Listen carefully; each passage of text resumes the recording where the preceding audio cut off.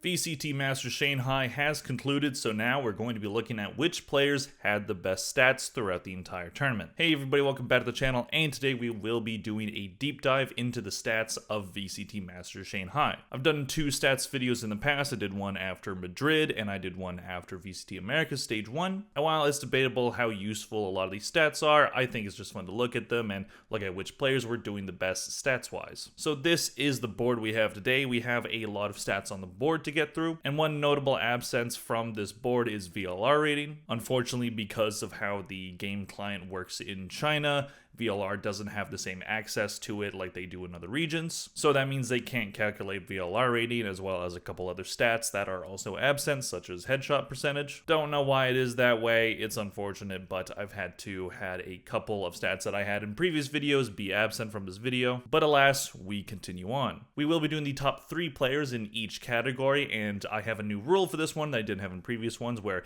you have to have played at least 3 matches during the tournament. So this allows for players from teams that didn't make it out of Swiss stage or only made it like halfway through the playoff stage, Paper X. And I think that's a better way to do it because it kind of eliminates some of the players that just didn't play that much. So even though 3 matches is a pretty low amount still, I felt like I couldn't go more than 3 matches. So we start with average combat score, and we immediately see 2 players that are going to show up a lot during this video. We have Woot, who playing duelist role, a role he's apparently not comfortable with, but he is incredibly good on. He had a combat score of exactly 248. Close behind him is Texture of Gen G with 241.2. And maybe a bit of a surprise pick, we have Life coming in with 239.2. And FPX definitely looked better in this tournament than they did in previous tournaments, so Life showing up does make some sense. He's definitely FPX's best player, and this is not the last time that he shows up on the board, as you can see. Anyways, moving on to kills per round, so one of the more important stats for duelist players. So it's no surprise that we see 3 players that did play duelist role during this tournament and did a very good job at it. Woot comes in at number 1 yet again. He is number 1 for a lot of these stats. He had a 0.87 kills per round. Ospas, even though Leviton didn't go very far, he did end the tournament with a 0.85, which does tie him with Texture at the same stat. It's honestly a big shame we didn't see Ospas go very far in this tournament because he himself was playing very well. We can talk about Leviton at a different time, but if this team doesn't go very far at champs or whatever, it is going to be a shame because I really want to see Ospas just fry this year. Anyways, moving on to total kills. So every time I do a stats video like this, I get comments about these kinds of stats: total kills, total deaths, total assists, and yes, the reason why the players in the top 3 are in the top 3 are because they went the farthest. So in some people's eyes that devalues the stats, but I still like looking at it. I still like just looking at who had the most amount of this stat. Yes, it's going to be the players that played the most rounds and the most maps and went farthest in the tournament. So it makes sense that we see 3 players from Team Heretics. But yes, people that are going to comment that, because I've gotten comments on both of my stats videos beforehand, yes, I know. Anyways, Woot had 427 total kills. Rhines was in 2nd place behind with 362, and Benji Fishy was in 3rd place with 353. A lot of players on that Team Heretics team was frying, and Woot was looking like an absolute world beater. I know this man is not comfortable on Duelist, and I know Minibu will be taking over that role. Well, not taking over, just retaking it, because he was not able to be at this tournament, and that is his role. But I do think we're going to see Woot on Duelist at some point again. He's just too good at it to not at least play it every now and then. But we'll see what Team Heretics ends up doing. Moving on, we have K-Max, which is the most amount of kills on a single map. Woot comes in at number 1 yet again with 37 kills on a single map. Cryocell's in 2nd place with 32, and Meteor shows up with 31. Honestly, a bit surprised we didn't see a player hit the 40 mark, with all the overtime that we saw during the tournament. But alas, 37 kills for Woot is very impressive, and same with Cryocells and Meteor doing similar things. Moving on, we have kills per map. We see Life show up yet again with 19.3. Again, this man was frying. If APX is going to do anything at champs, if they make it there, it's going to be off the back of Life. Then we have 2 players from Gen G coming in at 2nd and 3rd place: Texture with an 18.2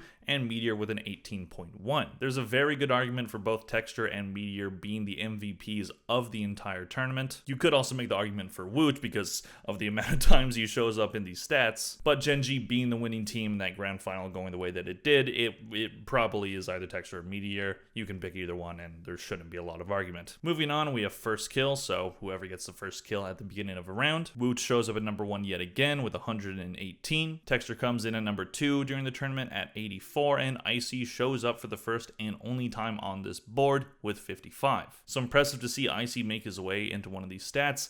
I definitely doubted his ability going into this tournament, but he definitely proved me wrong, even though G2 had that so awful lower final, but hey, they can bounce back. Moving on, we have KD ratio, and yet again, we see some usual suspects. Meteor coming in with a 1.22, Texture and Woot very close, tied for second place at 1.21, which should come as no surprise. These three players were fragging out the entire time. Moving on to average damage per round, Woot shows up at number 1 yet again with 158.5. Ospos shows up yet again at number 2 with 158, and Life with 154.5.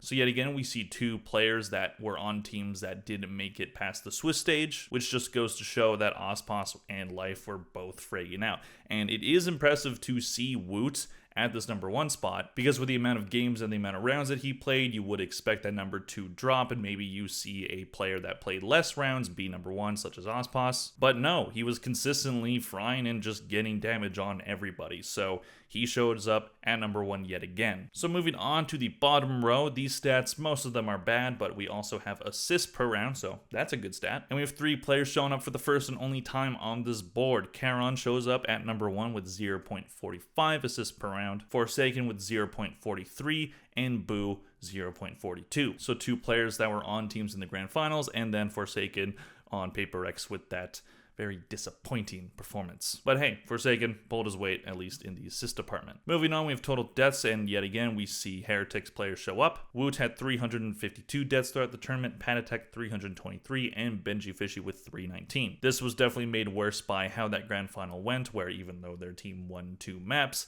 they got smacked every time they lost. So that match definitely added a lot more to the stat, and maybe we would have seen somebody else that wasn't on that team in the top 3. Then we move on to first deaths, and we have a player who shows up for the first and only time yet again. Woot is at number 1 with 79, makes sense with the way that he plays. Texture, same with 67. But then we have CNED, who had 50 first deaths throughout the tournament. Foot had a good run, upsetting the likes of Fnatic and making their way through Swiss stage, beating Leviathan. And CNED being the duelist role, it makes sense that you would see him having a lot of first deaths, because, you know, the duelist is meant to take space, and you're probably gonna die first if you're taking that space. However, it is surprising to not see another member of Heretics or Gen G show up in the top 3, instead CNED. So CNED probably gonna want to clean up that, dying a lot. Moving on to the last stat of the video, we have deaths per map. Life on the bad side of this one with 19.2 deaths per map, Jane with 16.7, and Berlin with 16.6. So with Life and Jane, they're duelist players, so it makes sense, but Berlin showing up here is kind of disappointing. If you look at the stat on Liquipedia, you can't adjust for like amount of rounds played, but again, I set it so that you had to at least play 3 matches. So there are players in between Jane and Life. We have a player of DRG, who I'm not gonna try to say his name. We have Izu from T1, and we have Kane from EDG, but those players did not reach the criteria, so we see Jane and Berlin at the 2 and 3 spot. So that is all the stats we have to talk about today. Let me know what you think of these stats in the comment section down below. Does this show that Woot is maybe the best duelist in the entire world, and it would be a shame if we don't see him on that role again?